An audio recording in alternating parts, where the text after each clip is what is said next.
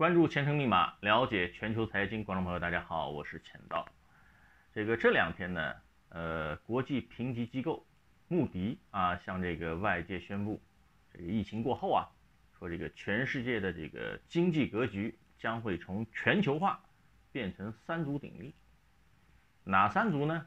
就是美国、欧盟还有咱们中国，有点像魏蜀吴三国似的。其实不用穆迪来宣布，我想地球人都知道，因为贸易战包括疫情的影响，原来的世界经济格局全球化看来是不太容易回得去了。美国呢是到处退群，疫情呢也是胡乱的甩锅。二战以后的强国，全球化本来就是他们提出来的，也是美国领导的。现在呢，世界秩序正在悄然的改变。所谓三足鼎立其实就是三个主要的市场因为如果说要对照全球今年的 GDP 大概是90万亿美元的话，那么据穆迪推测，美国呢大概要占到1/4它占全球经济比的25%，所以它还是最大的市场。那接下来呢就是欧盟27国，本来是28国的大家都知道有个英国脱欧了嘛欧盟大概占到21%。那中国呢占比呢是17%，这样等于说呢就会形成3个经济区块，因为脱钩嘛。当然或许以后事态的发展有可能会有2个有这种策略性的结盟就像咱们历史上的三国吴蜀结盟、合纵连横嘛，咱们老祖宗早就玩得很纯熟了。那么这2个结盟，那就可能会足以压过另外一个市场。那这里呢，我们对怎么结盟，我们暂时不做这种讨论我们必须要承认的是什么呢？这3个最主要的市场，因为贸易战跟公共卫生事件，目前是保护主义兴起。讲到贸易战其实并不只是中美贸易战。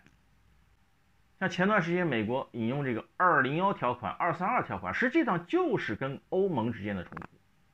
所谓贸易保护主义呢，其实呢就是以前大家都是合作的我缺什么你卖给我你缺什么我卖给你。但是现在贸易战开打了，大家就不合作，就筑起了贸易壁垒这就叫贸易保护主义。贸易保护主义呢，实际上就是把经济效率放到一边了回头我们再谈。如果穆迪的预测是对的，那也就是说世界的整个供应链可能就会发生一个根本的变化，跟以前就不一样了。对世界的经济影响那也会是深远的，可能会影响到我们每一个人。各个国家它都围绕着美国、欧盟、中国这3个市场重新建立自己的供应链。那我们今天呢就对供应链的变化做一个详细的评述。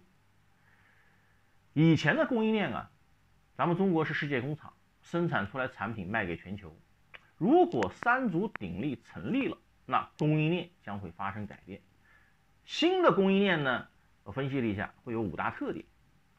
第一个呢就叫短链化。什么叫短链化呢？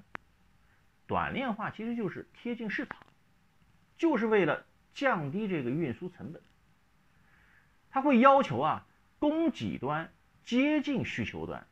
我们打个比方比如说台积电，它因美国的要求在美国建厂，以前是中国代工，组装好了以后卖到美国，现在呢它在美国直接生产，直接供应给美国，这就叫短链化。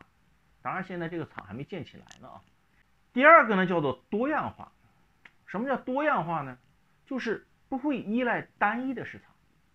比如铁矿石我们以前是跟澳大利亚买，但是以后原物料它不可能只有一个澳大利亚我们也可能去其他国家去找货源，譬如可以跟巴西合作，所以肯定要想办法找出其他国家跟我们有关系的供应链，这就叫多样化。第三呢，就是要强化整个供应链的一个韧性。韧性的意思就是说当外部的冲击很大的时候，很轻易的就可能会发生断链的危机，这就叫缺乏韧劲。比如像2011年日本311大地震，福岛核灾发生了，在高科技产业就有发生断链的情况。那么韧劲到底应该怎么培养呢？其实就是不能集中在同一个地方。比如我们刚才举例的这个日本核灾地区福岛，它是生产重要的化学品，所以它的这些工厂可能就要外移，或者说呢要移到其他的地区，这就可以提升这个韧劲。强化供应链的韧劲主要的供应产品就不会集中在单一的国家，它就会跑到其他地方，比如说去设立分厂。第四个我们以前看这些产业分工，你看这个美国产业空心化喊了多少年了，其实它为什么空心化？从它国家来讲，它是为了效率，它投入小产值大呀。但是当一些国家供应链去中国化以后，它就不会单一考虑到成本问题，它就会考虑到比如说像国家安全或者说其他领域的一些问题。所以这样一来的话，它的效率基本上就会是减弱的我们换一句话说，以前呢它是急着出货，效率第一嘛，先拿到货要紧。可是现在不是了，现在要多样化，因为对国家安全的考量或者其他方面的考量，那么在这个前提下，效率就不是第一位了，成本也不再是唯一的考量了。那最后一个呢，就是要提高库存的水位了。比如说有很多国家，它甚至70%以上的商品都是来自于咱们中国。假设它有足够的库存的话，它有可能就能够度过目前的一个困难时期了。换句话说，就是在疫情之后，那么有一些企业它可能就会考虑它的库存以后呢要稍微的拿捏的要高一点了，因为他们要以防万一那目的就是什么呢？基于现在全球供应链发生了变化，它变成了什么？